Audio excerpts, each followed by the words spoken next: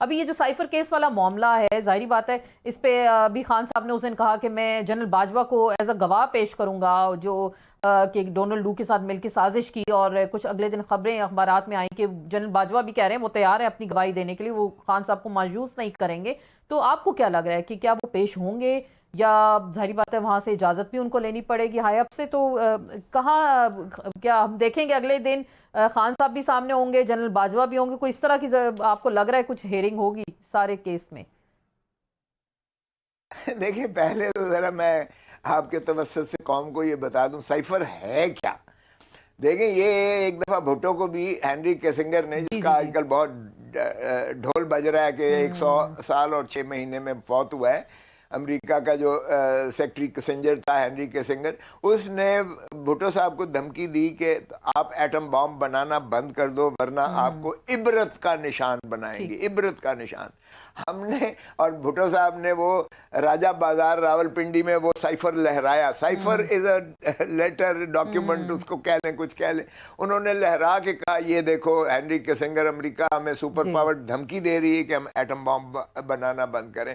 لیکن ہم نے ہینری کیسنگر کے ساتھ کچھ نہ کیا، ہم نے امریکہ کو کچھ نہ کہا، لیکن ہم نے ماشاءاللہ ضیاء الحق صاحب نے مولوی مشتاق کے ساتھ مل کر اور بھٹو صاحب کو پھانسی دے کر اور لحد میں اتار دیا. وہ بائی دا وے 12 تاریخ کو بالکل وہ کیس لگ رہا ہے. بالکل میں ان کی کتاب کا بھی حوالہ دوں گی، اف آئی ایم اسیسینیٹڈ. انہوں نے اس کتاب میں بھی کہا تھا کہ مجھے ایٹمی پروگرام پہ کمپرومائز کرنے کے لیے اور مجھے یہ ساری میرے خلاف سازش رچائے گی اور مجھے جان سے مارنے کی دھمکیاں دی گی امریکہ کی جانب سے. سائفر کی بات ہو رہی تھی، سائفر کی بات ہو رہی تھی تو سائفر اسی کی سملیرٹی دیکھیں، اس کی مماثلت اس طرح سے ہے کہ ایک ڈونلڈ ڈو، اس سے بھی نیچے والا افسر، اس سے بھی اسسٹنٹ سیکٹری اور ساؤتھ ایشین افیئرز کا جو ہے، وہ ہمارے ایمبیسڈر اسد مجید کو واشنگٹن میں دھمکی دیتا ہے کہ اگر عمران خان کو آپ نے وزارت عظمیٰ کے عدم اعتماد کے ذریعے چلتا کیا تو امریکہ آپ کو معاف کر دے گا. یہ لفظ ہیں اس کے سائفر کے جو مستند ہیں، اس لیے کہ اسد مجید نے نہ صرف N S C national security council Imran Khan کی صدارت میں اس میں توثیق کی، بلکہ شہباز شریف جب آ گئے تو اس میں بھی پھر چاروں عسکری قیادت کے سربراہان نے اسد مجید کو بلا کر اس کی تصدیق کی اور اس کی صداقت کو تسلیم کرتے ہوئے سٹرانگ ڈیماش لکھے. یہ پاکستان کے اندرونی معاملات میں سنگین مداخلت، بلیٹنٹ انٹرفیئرنس کا لفظ ہے کہ مترادف ہے، اور اس لیے سٹرانگ ڈیماش کیا جائے. مجھے بتاؤ یار، یہ سائفر پاکستان کی غیرت اور 25 کروڑ جو ہے آبادی کی غیرت اور حمیت کا جنازہ نکال دیا ہے اس حکومت نے اس کو سائفر میں عمران خان کو اندر. وہ تو کہہ رہے ہیں نا انہوں نے اپنے حلف کی خلاف ورزی کی، اختیارات سے تجاوز کیا. آپ کو کس نے کہا؟ ایک منٹ حلف اگر ہے آپ کے پاس تو سامنے پڑھ لیں. اچھا، میں آپ کو بتا رہا ہوں، حلف نامہ ذرا سامنے رکھ لیں، کسی وقت فارغ وقت میں پڑھ لیں. اس کا آخری پیرا ذرا حلف نامے کا جو وزیر اعظم کا ہے پڑھ لیں.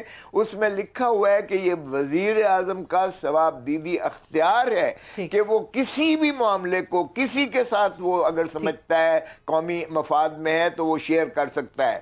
اس سے زیادہ قوم کو اعتماد میں لینے کی وزیر اعظم کیا ضرورت سمجھ سکتا تھا کہ وہ کیوں نہ بتائے پاکستان کے عوام کو کہ ایک ڈونلڈ ڈو جو ہے وہ پاکستان کو، حکومت کو یا پاکستان کے ایمبیسڈر کو حکم جاری کر رہا ہے کہ عمران خان کو چلتا کرو، امریکہ معاف کر دے گا. حلف نامے میں لکھا ہوا ہے. اب جو نواز شریف کی آج ایک منٹ ذرا نواز شریف کی آج کی ذرا پریس وہ سن لیں جو انہوں نے کنونشن میں کیا کہ جی ایک سب سے بڑا کرپشن کا جو ہے وہ عمران خان نے کیا، جو 190 ملین. او بھائی، 190 ملین وہ نیشنل سیکیورٹی کونسل برطانیہ نے براہ راست سپریم کورٹ کے اکاؤنٹ میں ڈالا، جو اب سپریم کورٹ نے حکومت کو دے دیا ہے. تو 190 ملین کرپشن کہاں سے ہو گئی بھائی؟ اس نے تو ایک ڈھیلا اس میں سے نہیں لیا. اور بند لفافہ کی بات کرتے ہیں. مصیبت یہ ہے کہ نہ کوئی پڑھتا ہے، نہ کوئی سنتا ہے، نہ دیکھتا ہے. اور قومی اس طریقے سے بادشاہ سلامت ذل سبحانی جو ہے، جو 4تھی مرتبہ وزیر اعظم بننے کا ख्वाब देख रहे हैं, वो इस तरह से नेशनल नेटवर्क पे झूठ बोलते हैं कि 190 करप्शन हो गई, 190 तो सरकारी खजाने में एक धेला उसमें से जो है इमरान खान या बुशरा बीबी के खाते में नहीं आया है, वो तो सीधा फ्रॉम बैंक टू बैंक आया है, बैंक टू बैंक आया है। तो फिर ये 190 करप्शन कहां से होगी? बिल्कुल, पूछे कोई इनसे, इसी बात पे सर इनको शर्म भी नहीं आती है। जाहिर बात है वो इलेक्शंस हैं और वो तो जिस तरह से अपने इजहार ख्याल करें वो तो अब हम सबके सामने। लेकिन ये जो साइफर वाला मामला है, मैंने जो सवाल सर आपसे किया कि वो जनरल बाजवा आएंगे, वो पेश होंगे और जिस तरह से वो कह रहे हैं कि वो उनको मायूस नहीं करेंगे, तो आपको लग रहा है कि ऐसा ये पॉसिबल है, वो आ सकते हैं, गवाही दे सकते हैं?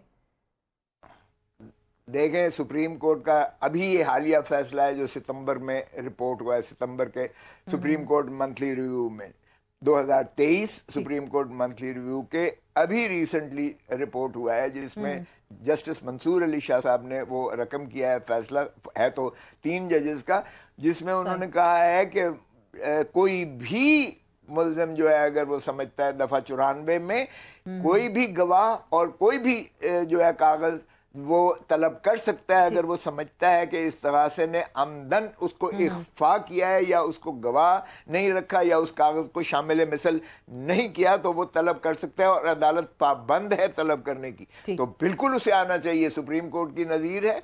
और अगर इमरान खान ये समझता है कि 2 दफा army chief, DGISI, air force chief, naval chief, इन सारों ने 2 दफा काबीना में बैठकर इसकी जो है तस्दीक की है इस साइफर की, और कहा है कि ये ब्लैटेंट इंटरफेरेंस है into the affairs of Pakistan और स्ट्रांग डेमोक्रेसी। तो आकर वो आए तो 1 मिनट में साफ करके जाता है, वगरना सारे फिर मुल्ज़िम बनाओ, फिर DGISI को मुल्ज़िम बनाओ, आर्मी चीफ को मुल्ज़िम बनाओ, नेवल चीफ को मुल्ज़िम बनाओ, एयरफोर्स चीफ को मुल्ज़िम बनाओ और शहबाज शरीफ को मुल्ज़िम बनाओ, फिर सारों को मुल्ज़िम बनाओ, फिर इमरान खान अकेला क्यों बना दिया? खड़ा करेंगे।